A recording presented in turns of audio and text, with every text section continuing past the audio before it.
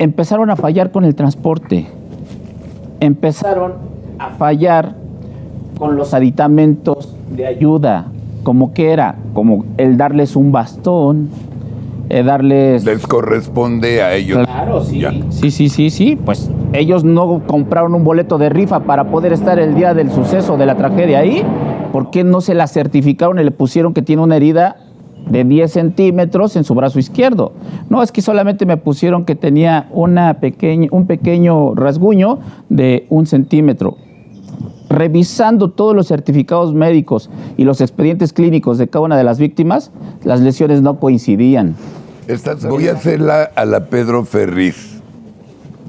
Teófilo, a ver, pónganos en un contexto.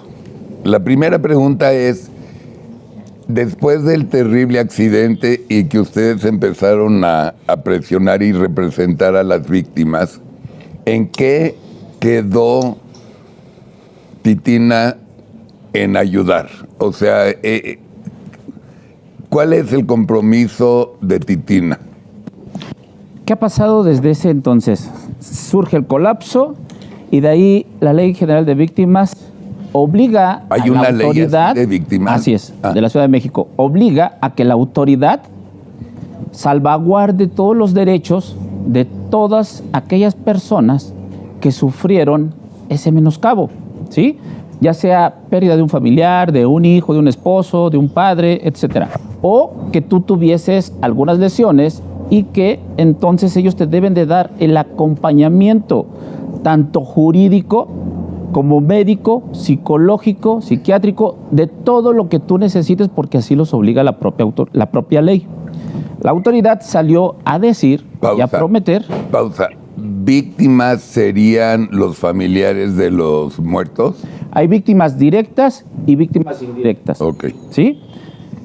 Ahorita separamos unos y otros. Está bien. Entonces, la autoridad sale a decir que les entregará todas las ayudas correspondientes y que les dará seguimiento hospitalario, médico, etcétera. Entonces, aquí es donde la autoridad empieza a mentir, a hacer simulaciones de determinados actos. Danos ejemplos.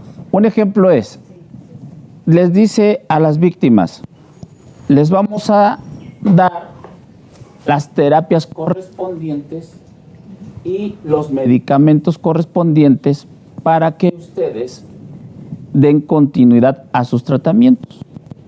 Empezaron primero con fallarles con el transporte para trasladarlos de un lugar a otro para recibir sus terapias que ellos necesitaban. ¿Y por qué necesitaban el transporte? Pues porque unos no caminaban, estaban en muletas, necesitaban traslados especiales por las lesiones que ellos habían sufrido, ¿no?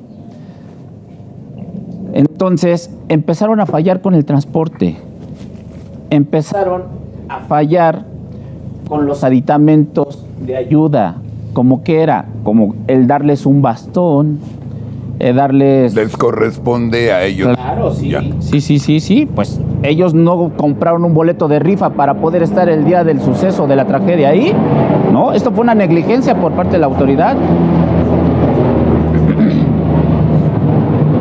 No, nada más el medicamento, doctor, que les recomienda. Perdón, Tony, Sí. Tony, es que siempre Pasó viene el- Hertz Manero a saludarnos. A dar los buenos días. Sí. Ok, sí. Piña, ¿puede hablar Teófilo? No.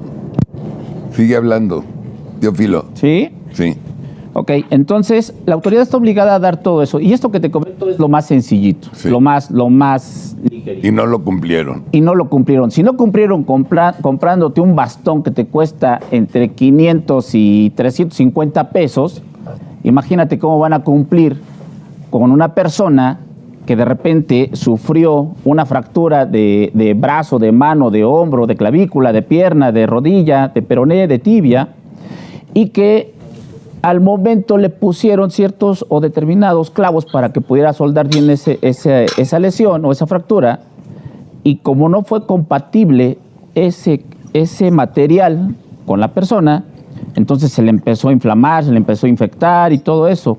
Las personas tuvieron que volver a recurrir a los médicos Y los médicos decían, no pasa nada, no pasa nada. Médicos que pagaba Sheinbaum. Médicos tanto públicos del gobierno, de hospitales públicos, como privados.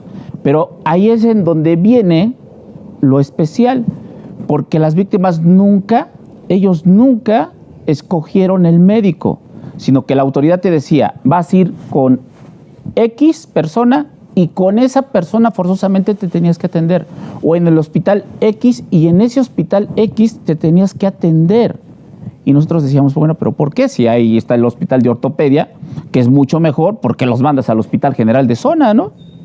Si necesitan ellos un especialista y tú mencionaste en tu discurso que les ibas a dar una atención médica y especializada de un primer nivel, ¿sí? Entonces, desde ahí es en donde empieza a nuestra cabecita como que decimos, oye, pero qué ilógico. Pero después nos damos cuenta de que esas cuestiones ilógicas iban encaminadas a algo. ¿Por qué? Porque si nosotros le veíamos a la señora que tenía una herida en el brazo y le decíamos, oiga, tiene una herida de 10 centímetros en su brazo izquierdo, ¿por qué no se la certificaron y le pusieron que tiene una herida de 10 centímetros en su brazo izquierdo? No, es que solamente me pusieron que tenía un pequeño rasguño de 1 centímetro. Revisando todos los certificados médicos y los expedientes clínicos de cada una de las víctimas, las lesiones no coincidían. El daño no coincidía. ¿O estás choreándome? Aquí lo traigo documentado todo. ¿Hablas Lo traigo en documentado, serio? te lo juro, aquí está documentado. Mira, un ejemplo es de que una persona acude, o más bien lo mandan del día de la tragedia, lo mandan al hospital del ISSSTE y le dicen, esto fue el día 4 de mayo del 2021 a la hora 4:50. Aquí está el documento, y viene subrayadito. Dice, diagnóstico de egreso, o sea que ya lo habían sacado. Múltiple fractura costal derecha de la 6ª y 10ª costilla. ¿Qué te imaginas tú ahí? Que solamente tiene 2 costillas fracturadas, ¿no? Sí. Aquí dice 6ª y no dice de la 6 a la claro. 10. Dice 6 y 10. Y lo vuelven a repetir aquí.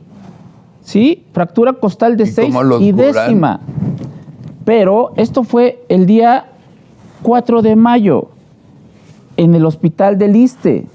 Después lo mandan al Hospital General Regional el día 12 de mayo del 2021 a las 6:30 y los mismos médicos, con todos sus estudios y sus expedientes clínicos, le determinan también, dice, paciente policontundido más fractura costal a nivel de 6ª y 10ª costilla.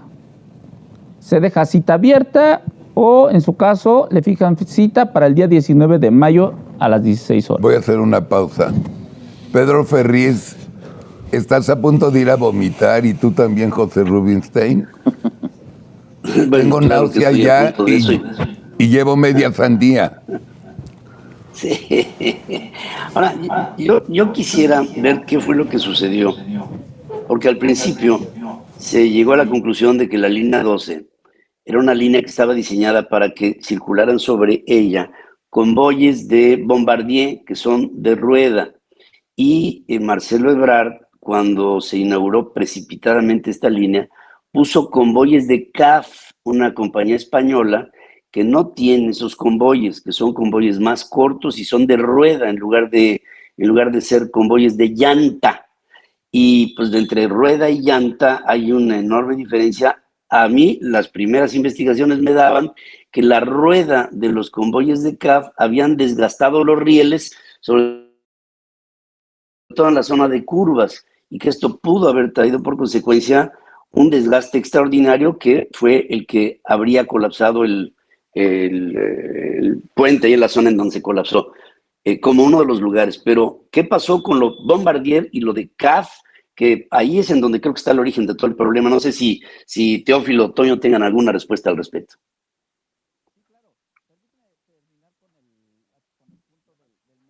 Oír la opinión de Rubinstein. Tú sí vas a vomitar ahorita. Mira, Teófilo. esta línea 12, llamada línea dorada, que llegó a costar 26,000 millones de pesos, que se inauguró a como diera lugar el 30 de octubre del 2012 para que la pudiera inaugurar el jefe de gobierno Marcelo Ebrard. Tiene vicios de origen. Desde el principio tuvo problemas en su edificación. En 2014, con Miguel Ángel Mancera siendo director del metro, Joel Ortega, se dieron cuenta de una serie de deficiencias que hicieron que tuvieran que parar la línea 12 en varias de sus terminales, y durante 6 meses estuvo interrumpida, así como ahora ha estado interrumpida desde hace 2 años. Ahorita en enero 15, creo que 9 de las 20 terminales las echaron a andar de nuevo, pero tiene un problema de origen y de mantenimiento además. Entonces, cuando ocurre hace 2 años este siniestro, se empiezan a echar la pelota. ¿Está mal construido o no lo supieron mantener? No hubo un mantenimiento adecuado. La directora del metro era Florencia Serranía, que decía que además era la jefa de mantenimiento, se ostentaba como tal. Desde entonces, en una política recurrente de la presente administración, no se sabe dónde está la señora, no la han invitado, no la han traído a declarar, se desapareció, así como el señor Ignacio Valle ahora, simplemente hacen mutis, y es un problema serio. Han tenido que encontrar remedios alternativos para que la gente se desplace por la ciudad, pero este es un asunto que va a traer consecuencias, porque sucede que tanto el que hizo la línea 12, Marcelo Ebrard, como la encargada del mantenimiento, Claudia Sheinbaum, ahora aspiran a ser candidatos a la presidencia por Morena. Pero nadie me contestó. Yo sí estoy a punto de vomitar, ¿eh? Lo que dijo Teófilo, no tienen madre. Eso de que tienen la costilla 6 y 10 nada más en lugar de las 6 a la 10. Dos hospitales dijeron el mismo diagnóstico. Es ser una bola de irresponsables de la estatura del doctor Gatell. Y don David, ¿cómo está? Bienvenido. Bien, gracias. No conocen a don David Domínguez. Don David Domínguez es invitado por nosotros, es una de las víctimas del accidente de la línea 12, que cuando Teófilo también considere y Tony, le vamos a dar la palabra para oír su versión. Pero ¿cómo está? Bien, gracias a Dios.